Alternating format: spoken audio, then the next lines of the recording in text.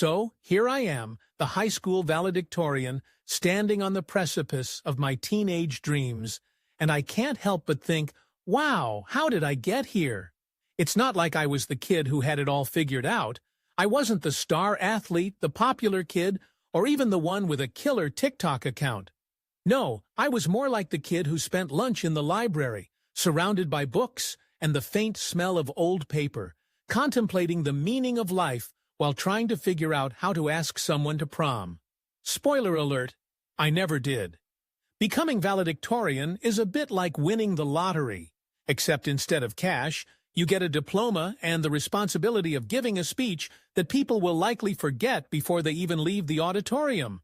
But hey, at least I get to wear this ridiculous gown that looks like it was designed by someone who had a very specific vision of what a potato should wear. And don't even get me started on the cap. I mean, who decided that we should all wear hats that resemble a flying saucer? I half expect aliens to land and abduct us right after the ceremony. Congratulations, Earthlings! You're now all valedictorians of the Intergalactic School of Mediocrity. The pressure to succeed was real. My parents had this idea that being valedictorian was the golden ticket to success. They'd say things like, you know, if you study hard and get good grades, you can get into any college you want. And I believed them. I mean, who wouldn't?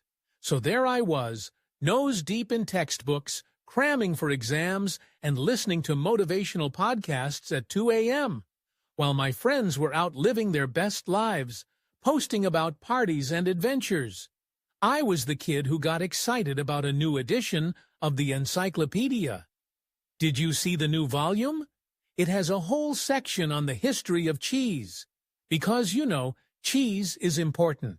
And then there were the late nights, fueled by caffeine and a desperate need to prove myself. I became a master of the art of procrastination. I could write a 10-page research paper in one night, but only if I had a deadline looming over me like a dark cloud. What's that?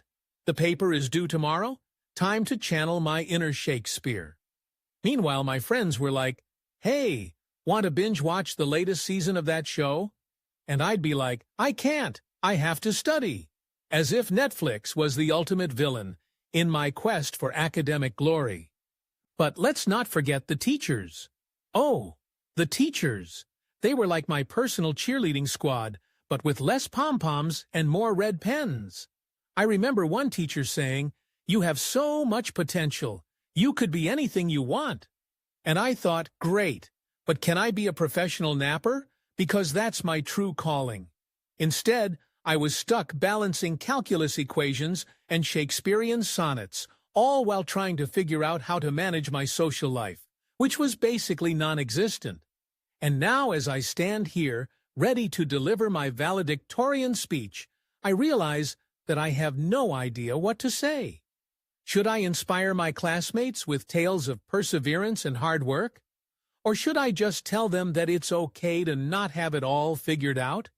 Because, let's be honest, most of us are just winging it. We're all just a bunch of kids trying to navigate this crazy thing called life, armed with nothing but our dreams, a questionable amount of caffeine, and the hope that we don't trip on stage while accepting our diplomas. So, here's to us, the class of whatever year this is. We made it.